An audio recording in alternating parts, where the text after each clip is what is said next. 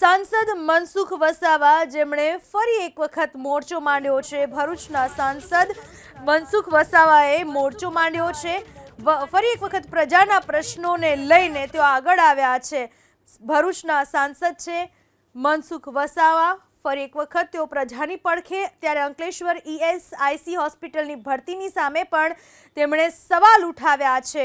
નોકરી માટે 1 લાખ સુધીની લાંચ મંગાતી હોવાનો પણ વસાવાએ આરોપ લગાવ્યો છે। વસાવાનું કહેવું છે કે જ્યારે ઇન્ટરવ્યૂ માટે જાય ત્યારે તેમના ફોન બહાર મૂકી દેવામાં આવતા હતા અને ત્યારબાદ અંદર 1 લાખ રૂપિયાનું કવર લઈ જવાનું અને ત્યાં જ નોકરી ફિક્સ થઈ જતી। આ પ્રકારનું કૌભાંડ ચાલતું હોવાનો આરોપ લગાવ્યો।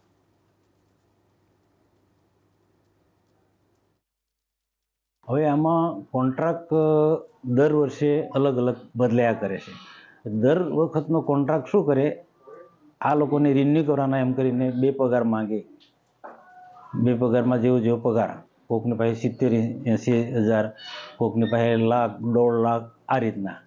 અને નવી જે ભરતી હોય એમાં 10-20% લોકો છૂટા કરી દે। એમાંથી નવી જે ભરતી હોય, ફ્રેશ હોય, એને 2 થી 3 લાખ આ લોકો માંગી લે છે। તો આજે છેલ્લા 3 વર્ષથી સતત આ રીતના ચાલતું આવ્યું છે।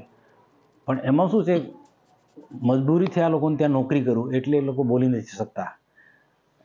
આમ અલગથી આપણને મળે તો બધા રજૂઆત કરે છે કે મેં આ રીતના 2 પગાર લેવામાં આવે છે કે એડવાન્સમાં કાપી લે છે, અથવા તો નવા ફ્રેશ હોય તેમને એડવાન્સમાં પૈસા આપવા પડે છે।